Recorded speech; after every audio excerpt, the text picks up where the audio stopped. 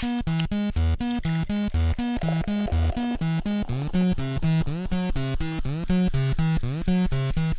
to the Pint and Click podcast from Des Plaines Public Library. I'm Dave Steinke, and I'm here with Tony Hahn. Hi, guys. And Jamie Lynn. Hi. So this podcast is going to feature an assortment of discussions and recommendations of books, movies, music, magazines, video games, any media that strikes us. We're each librarians or librarian assistants, and we're voracious devourers of fiction and nonfiction and eager to share some under-the-radar recommendations. First, we're going to go around the table to hear one thing each of us adores. And then lastly, we'll all talk about a single phenomenon that we all experienced. So Jamie, we'll start with you today. What are you bringing to discuss? I'm going to talk about the game, the app called Neko Atsume, which also has the name Kitty Collector or Cat Collector. And the game has become something of a small phenomenon lately where the game has really picked up. And it's fascinating to me because I don't know if I can really call it a game in as much as you don't really do that much. I was first introduced to this app by my younger sister, who is 20, and she showed me, and the app is really just a cute illustrated backyard. And in the backyard, there are a lot of different spots where you can place things, such as a bowl or a ping pong ball or a upside down vase or something like that, and you wait for cats to come and visit. And when cats come and visit, you take pictures of them and you add it to your cat book. And when you have all the cats collected in your cat book, then you win. And if cats are happy with their stay, they'll leave you fish, which are the currency of Neko Atsume. And with those fish, you can buy things to ramp up your backyard, like you can get fancier frisky bits, so you can get better cats. The cats, somewhat like Pokemon, are on a range from common cats to rare cats, like Joe de Meowgio is a rare cat that you can get, and he comes, with his baseball bat. And again, the thing that drew me to this game is how unappealing it seems from the outside. Unlike games like The Sims or Clash of Clans or things like that, you as the cat collector don't really have that much agency in the game. You put out these objects and then the cats come to you. But when the cats come, you don't really do anything with them. You take a picture and you add it to your cat book. And the only choices you make are how you'll spend your money or your fish. Besides that, there's no game playing per se in the game. It's kind of like collecting Pokemon cards or things of that nature, except that the game has been really popular with people. And when I first saw my sister playing that, I didn't understand what the appeal was.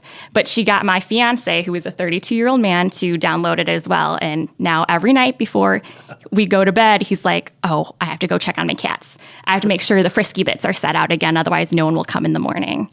And then he'll wake up and show me how many silverfish tubs left him the night before.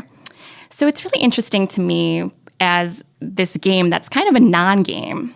So is it fast-paced? Are you clicking as fast as you can? Okay. No fast pace. There's not really a sense of time or a clock ticking down or anything like that. You have all the time in the world to put out your whatever little toy or doodad you want for your cats to come.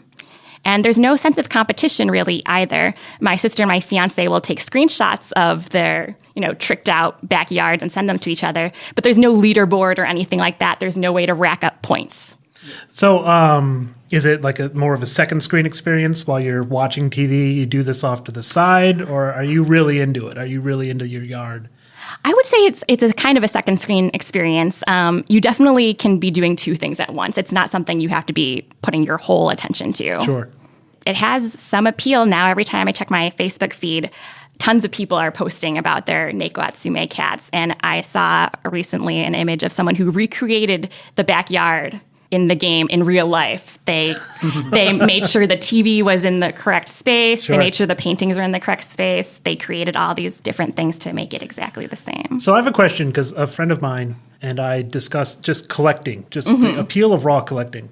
My question is, are there different sets of cats, different types, like 7 calico, 7 Siamese, or something like that? No, but they do have different levels. Okay. Each cat has its own stats. So they'll have a level 250. That means you're, a top cat. And these are the toys that will bring this cat out. And I think the part that is appealing is that some cats are really hard to get.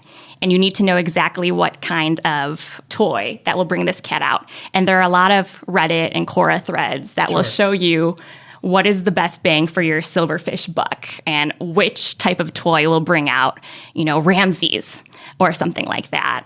But it's not as if it's impossible to get these cats. As soon as you know which toy to get, within a few days, this cat will come. Sure. Anything else you want to share about, what is the name of it again? Neko Atsume. And is it iOS and Android? It is. Okay. Yes.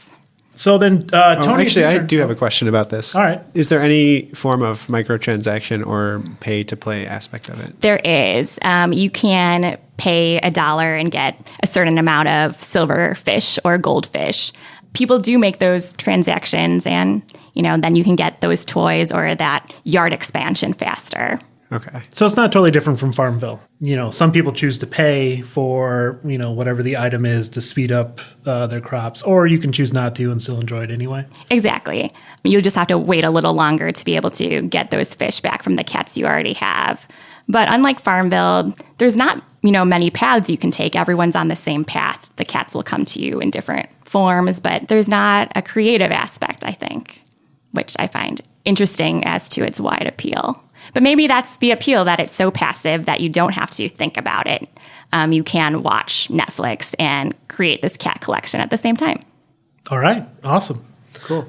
Tony, it's your turn. What are you talking about? All right. Today I'm talking about Superbetter. It's a book by Jane McGonigal, nonfiction.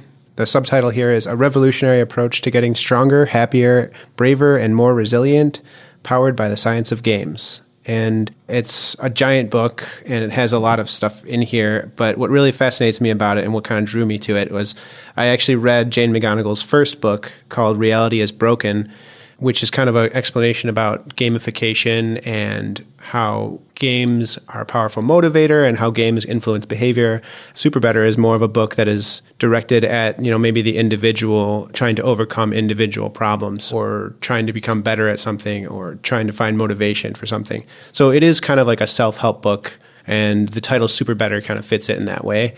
But what I'm getting from it, this read-through, is I'm liking this book a little bit better than Reality is Broken, the previous book I read by Jane McGonigal's, because it does give you some practical steps you can take to, try to alter your behavior for something. So there's like little mini quests in here that you can try to accomplish with everyday life. And so very similar to what you find in other self-help books, but then it also gives you a lot of psychological studies that kind of back the points that she's trying to make. Let me give you an example of one. If you're nervous about going into a job interview, you're going to create a little bingo card with all of the questions that you're afraid they're going to ask. And that way, what your brain is doing is you're predicting all of the negative outcomes that could possibly come out of that interview. But by doing so, your brain is actually thinking forward into that difficult situation, and you're not as anxious about it. So if you actually physically write this card out, you'll go into the interview or the tough situation being a little bit more mentally prepared for it. You'll actually have increased attention because of the fact that you've already thought about what might happen. And this is actually a trend within games, is like because you're anticipating something that is a reward. So maybe in your cat game, you're anticipating the next cat you're going to get. You're a little bit more motivated and determined to keep playing it. Very simple concept, but the neat thing is we often take for granted a lot of games in our culture, and this is a great book to kind of get your feet wet in the whole idea of games kind of becoming a norm. What are they doing to our brains, and how do they affect us? One of the interesting things about this book is that it does kind of address the fact that there are a lot of negative stereotypes around games, which I think it has to if it's trying to say, hey, games are good for us. And one of the negative things it kind of addresses is how games can maybe cause some levels of addiction or some levels of like escapism or antisocial behavior. And she acknowledges that it's very real, but it's on the other side of that coin, the little amounts of rewards you're getting from tackling different challenges, like I was saying earlier, actually are the same chemicals that will increase your motivation. It's like increased dopamine level. And you can be a little bit more motivated towards difficult problems, so like difficult challenges. You don't just turn off when you see a difficult challenge. You might see a difficult challenge and actually see, hey, this is a quest I can take on. I can beat this problem just based on some other recent game problem you might have had that you were able to conquer and overcome what maybe at one point was kind of challenging. But because you overcame this other problem, you're more motivated to overcome a more difficult problem. somewhere else. So I have a question. Is it a lot of theory or a lot of practice or a good mix of both? I'd say it's a mixture of both. I mean, oftentimes if they're going to give you a quest, it'll be scientific studies right there, right next to it that are giving you like an example of the exact study that they used. It'll say like a control group was used for this study, and then they would give you that comparison. So I would say like the actual practice is also there because every chapter is filled with these mini quests you can do, and you can adapt them to your life. So like one of them is like find an ally. If there's a goal or something you want to achieve, tell it to another human being, like actually tell them. And that's just helping build your like social resilience. You're becoming more connected, and then it gives you a little bit more culpability or accountability for that goal. So it is a good mixture of both. I mean, it's hard to tell the effectiveness of how much it's going to be a lasting effect because I don't want to use these exact, specific goals, and I don't want to have to photocopy all of them. I want to kind of create my own kind of thing. And does that answer your question? Yeah, absolutely. I'm interested, does she get into a lot of psychology? Because I studied psychology. I had a previous career in mental health. And a lot of things that you're describing are the same technique, but with a different name, such as the states of change, like when a person wants to make a change in their life. There's pre-contemplation, contemplation, et cetera, with all these big terms. But one of them basically is when a person starts talking about a change, they're more likely to make a change than when they're just thinking about a change. And that's the exact same thing you just described, except with a layer viewed less academically and more like a game. Yeah, I mean, it is using a lot of psychology, and I'm really fascinated with that aspect of the book, that it is kind of like you're reading a psychology book at the same time as something kind of uniquely its own. That brings me to my question. I also have a psych background. And would you say that this is a book that people who already have an interest in either psychology or in a self-help book would turn to because they're looking for that extra layer? Or is it people who are in this niche of already being interested in games who are looking for a self-help? I guess I'm looking for, like, which way does the arrow go in this case? I would definitely say it's more written towards a general audience than an audience that likes games. There are a couple chapters where it's very self-affirming in that it says here, like, this is a good chapter to show to your gamer friend because it shows that, yes, games can create these positive outcomes in your everyday life, and these are the specific games that show you how they're doing so. But I think it's more of its own standalone book, and I think people that are into psychology would really like it, and I think it's kind of meant for general audiences, even though it's not the most approachable size. It's like 500 pages or 470 pages. But I think it was more written for like anyone who would be interested in the ideas behind it, not so much the games necessarily. I think it's gamification for people who don't care what that means. What's the title again? And that subtitle? Yep. So it's called Superbetter, a revolutionary approach for getting stronger, happier, braver, and more resilient, powered by the science of games, by Jane McGonigal. Excellent. So then we come to me, and I'm going to talk about... So I've been a huge fan of this Darth Vader comic book, and we'll kind of lead into the next discussion via this. It's called Darth Vader. It's from Marvel Comics, now owned by Disney, and it's written by Kieran Gillen, and the art is Salvador LaRocca, and it is Darth Vader as a main character, which I never in my life thought would be a premise someone could pull off, because he's kind of stoic, he's always quiet, he's always watching, he's not really revealing himself in most of Star Wars. So this book is set between 4 and 5, A New Hope, and The Empire Strikes Back, and it is very character-driven. From Darth Vader as a character, Darth Vader as someone who, it's almost more like it's Anakin in the suit instead of Darth Vader. There's times when the Emperor is just mean to him, and he just sulks and gets mad and walks away like a beaten dog, and then he'll turn around, and in the next scene, he'll be fierce and imposing, and you can kind of see how his confidence flows kind of from bluster. Like he feels like the Emperor has a hold on him, the dark side has a hold on him that'll never escape, and that kind of fuels this, well, when I see someone else, I'm going to make them feel bad. And it's wonderfully written. It's perfectly illustrated to look just like any Star Wars you've ever seen before. And it's, it's got Jabba the Hutt and Boba Fett and all those good things. But the story really struck me because I hadn't thought about this before. The story is, at the end of A New Hope, Darth Vader knows that there's this pilot who's strong with the Force, and that's kind of all he knows. So he enlists Boba Fett to find out who it is. And that's how he finds out it's his son, and that it's Luke Skywalker. Because, when you think about the movie, it just goes from this pilot is strong with the Force to I need to set a trap for Luke Skywalker. And you never really think about how does one lead to the other. But this comic tells that story where he enlists Boba Fett to hunt him down. Boba Fett gives him the news. He's like, I tried to capture him, but I couldn't. But his name is Skywalker. And Anakin knows what that means. Darth Vader knows what that means. And so he's sympathetic. I never thought I'd feel sympathy for Darth Vader in my life. But, I feel bad or I empathize with him. And it's in issue number 13 now. It's the longest running of them. They've done a Princess Leia series and a Chewbacca series, but this is the one that's really got legs. And I've been pleased with it. I'm reading every issue that comes out, and I can't wait for the next one. I'm on the edge of my seat. So it's simply called Darth Vader. Is this canon in the Star Wars canon? Yes. This is produced by Disney, so this is now canon. There's been a lot of weird retcons and changes and what's canon and what's not. So this is the new real, so to speak. Stories have been told before about what happens in this time era, and those have been kind of swept aside, and this is absolutely canon. For the uninitiated, retcon, can you explain that? Retcon is the concept of changing something that has happened previously, and it happens a lot in comic books. Take Batman, for example. Batman has been written we're going on 80 years now. There's tens of thousands of stories. And sooner or later, you're going to run into contradictions, or you're going to run into difficulty, and you're not really sure how to advance the character because the character's seen it all. They've died and come back to life. They've had children they've been married and all this stuff, and it's hard to tell new stories.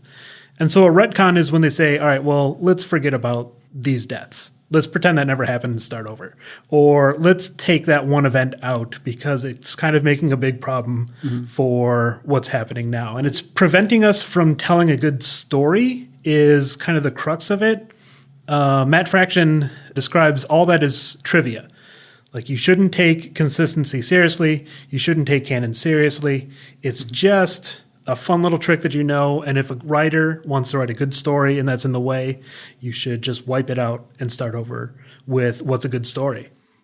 Do you feel like there's limitations for what you can retcon, or are there things that fans will go up in uproar about? Or is anything on the table so that it gives the next creators full creativity over the stories they want to tell? There's always going to be things that fans lose their minds over. I've lost my mind over things that were retconned, but sooner or later you have to let go and you have to take the story on its own terms, take the character on its own terms. I can see things like if you make a change that affects the character, that is going to be very difficult to accept as opposed to something where you change the story. Like, if Batman had a particular fight with a particular bad guy and you wipe that out, kind of who cares? He's still Batman. He still has the same morals. He still has the same values and ideals. He's still the same. But if you change those values and ideals, now you're changing the character. Now people are going to be uncomfortable. So I think everything's on the table, but you have to be careful with what are the things that are really important versus what are the things that only seem important. So plot points are okay, but not the spirit of who the character is. That's how I feel. Okay. Absolutely. And that's been a trend in comics recently where DC kind of rebooted everything a couple years ago and said, we're just going to start over with new stories and new plots. And it's the same characters, but we need to refresh. And that's exactly what they did, and it's been very popular. So there are certainly things that you can retcon, even broad things you can retcon, and still have an effective character. So finally today, we're going to talk about Star Wars The Force Awakens. This is something, instead of each of us bringing to the table, this is something we've all seen that we can all discuss together. It has special local significance to us here at Des Plaines, as Harrison Ford attended Maine East, the local high school. So we'll start with Tony. Tony, what did you think about Star Wars The Force Awakens? Well, I loved it. It was a whole lot of awesome Star Wars all packed into a really compact movie that seemed to go by way too fast. And then I rewatched it again with a different set of friends, and it seemed to go by too fast again. And then I rewatched it with family over the course of like a week-long period. So this is a problem I think that I've had several times in my life where like I'll love something so much, hype it up And then when it comes out, it's there and it's gone kind of really quickly too. So as much as I really loved Star Wars The Force Awakens for a number of reasons, seeing it there on opening day was like my favorite experience because of like having the audience and everything kind of like a tangible reaction to it. But at the same time, it's like, okay, I can move on to the next thing that's coming out. I don't have to necessarily keep talking about Star Wars. I was really excited for it though, so I'm happy it's out. Sure. Jamie, what about you? I think I kind of had the opposite experience where I wasn't super excited about it. I mean, I was excited about it, but I wasn't like really pumped. And I intentionally didn't watch the older movies beforehand because I wanted to go in with a clean slate. And I saw The Force Awakens, and I also really enjoyed it. And I didn't see what the main criticism people have had with it as it's essentially a reboot or a remix of Episode 4, A New Hope, because I didn't remember all of that. So I got to go in and see it as kind of it all seemed new to me. And then I went back and watched A New Hope after. And when I saw Episode 4, that's when I saw, oh, a lot of these things are shot for shot exactly the same, or seeing all the parallels. And it's interesting to me, Tony, that you said that you saw it 3 times, because online, a lot of the critics changed their opinions halfway through, or it seemed like a lot of critics posted a review right afterwards, and most of them were very laudatory. And then after watching it a second or a third time, people changed from their initial opinions. So I wonder if that has to do with the expectations people had, or there was so much, emotion going into it that it took a couple times for it to shift, or if that just means there's more of a herd mentality. I don't know. So that shift brings it to me. I am not very thrilled with The Force Awakens. I don't want to say it was bad. I had a great time in the theater. I absolutely liked the new actors and actresses and the performances they gave and the characters that they put forward. But for me, it missed a lot of Star Wars ephemera. So it hit a lot of the main notes. You've got Han and Chewbacca, you've got the Millennium Falcon, and you've got TIE fighters and a big bad guy and lightsabers. And I enjoyed all of that immensely. But when I left the theater, I started to, there's nothing really new that happens in terms of world building in this movie. Mm-hmm. It's a desert planet and a forest planet and an ice planet, the marquee locations of 4, 5, and 6. There's another Death Star. What I miss is some of the more fantastic and wondrous aliens and locations, the Cloud City, the flying into an asteroid, if I may invoke the prequels, flying through Naboo and seeing the giant fish monsters, the weird rainy planet with the aliens with the really long necks. All of that was missing from this. And it was just more Jedis, more TIE fighters, more X-Wings, and all of that was really great. But then the second I left the theater, I felt kind of done. Like, well, I don't need to see that again. I'm not really moved by it. Mm-hmm. And this will help me clarify a little some of the point that I made when I first kind of gave you guys my opinion. But like, kind of the thing I liked about it is also the thing I didn't like about it. It is a very it seemed like truncated version of Star Wars, or like compacted, compressed, and that they had to fit everything in and make it all so good that even though we got a new droid and the droid was awesome, and I wouldn't mind talking about the droid more, but it's like we only got one new awesome, cute character. Not to say that we needed another C-3PO or anything like that, because he was already in this movie, but we got BB-8, and they made him into this really core, awesome piece of the story that was really unique, actually. But that was about it in terms of like really awesome like character and strange new presence on the screen that was kind of unique, other than obviously the new actors. There weren't new models of airships even in these 30 years. There weren't new X-Wings or TIE fighters. They're really like things that expanded the universe in those other directions that made the original ones cool, and that honestly the prequels just went kind of crazy on. They just started making all sorts of weird shaped everything, and you kind of had to look in the margins of this film, I guess is what I'm trying to say, to get a glimpse of that extended world, that universe, and those like the notions of like that Star Wars is this living, breathing place. It wasn't like necessarily at the forefront all the time. I absolutely agree with a lot of that. Like BB-8 is adorable and expressive throughout the movie. It's your first sympathetic character. And I absolutely adore X-Wings and TIE fighters. Like, I don't care that they look mostly the same. That's great to me. I didn't want all new spaceships. I wanted X-Wings and TIE fighters. I wanted them to blow up along the axis and the wing flies off just like you've always seen. All that's absolutely great. But it's kind of a matter of I wasn't left wondering about a new alien or a new world or a new culture. I was just left with the Resistance is the same as the Rebellion. The First Order is the same as the Empire. I did very much like Kylo Ren a lot. I think he's great. I think he's great in every way that Anakin wasn't in the prequels. I really want to see what happens with that character as it goes forward. But it's a matter of... A lot of people didn't like the mask in the beginning, and I don't really care about the mask. Is it cool? Is it not? That's not a big deal. But the character is really compelling. The character has a whole different set of conflicts that Vader didn't have, that Anakin didn't have. And I think that's... I'm very excited for 8. Is a funny way to say things. But 7 just doesn't have a lot of staying power for me. Mm-hmm. It's saturated with a lot of action scenes that move things from thing to thing. I don't know if the originals were all like that. I mean, I know the action scenes in the originals, like 4, 5, and 6, were involved and, intense, and they had a lot of these one-liners or these little quips like in the middle of them. But I guess maybe because I saw it over and over again within a short period of time, it was like I was waiting for the action scene to be done so I could get to the part where there was important details that I could discern more facts or more character traits or more depth out of the world. So the more you watch it, the less depth you get out of it. Going back to your point earlier about not really having the same sense of wonder in this one, because one of the aims was to kind of restart the Star Wars franchise for a younger audience, a new audience. Do you think that for them, they would have the same sense of wonder for it watching it? That's a good question. That may very well be true. Maybe it's a symptom of age and experience that I had some expectations on this movie that it had to deliver above and beyond what it really deserves. I don't know where I'm going with this. Well, maybe we're just spoiled by the original 3 Peter Jackson movies. I mean, sure. Like those were way expensively long, and it seemed like you got everything that you could have wanted out of them.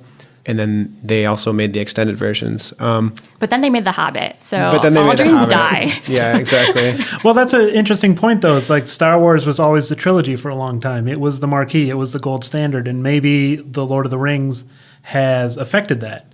Maybe now we're expecting longer movies, bigger casts. And so a return to Star Wars maybe seems a little dated.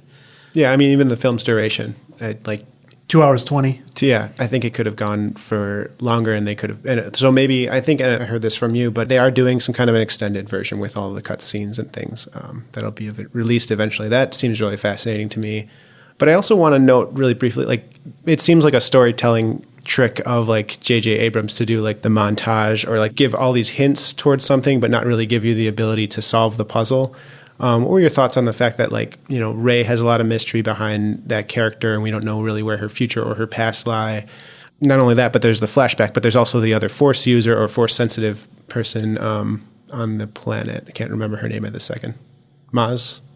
Do you guys have any reactions about just the way those were, really small parts of the movie, but those are the things that I'm, thinking about and talking about and trying to, recap in my head to try to solve the mystery or For me, I think it'll depend on what happens in the next couple movies because absolutely. That part was not, we didn't even get a stronger hint at the end. What we're told at the beginning is still what we know at the end of, she has to stay on this planet because, she's waiting. But that didn't really develop for me because it wasn't like that package was opening up anymore. My expectations towards that just kept getting frustrated, and I'm fine with having that be open-ended for right now. But I think by letting that kind of stew, like you're saying, we're all thinking about it. So it needs to have a bigger payoff in the next movies because now we have all this time to wonder why was that narrative arc deliberately left open. Yeah, I'm absolutely, again, excited for 8. That's the story I want. I want to see Rey. I want to see Luke. I want to know where that relationship is and where it goes. I want to see her develop under Luke, and then I want to see Kylo Ren develop under his new master. So, I don't know. 7 was great. I absolutely recommend it. If you haven't seen it yet, I'm sure everyone has, but if you haven't, go see it or rent it or whatever you have to do. It's a great time. But I don't know. It's not special to me the way some of those movies are. Okay, well, that's all for today. Join us next time. We're going to be having a Netflix-focused discussion, most likely around Jessica Jones. Thank you.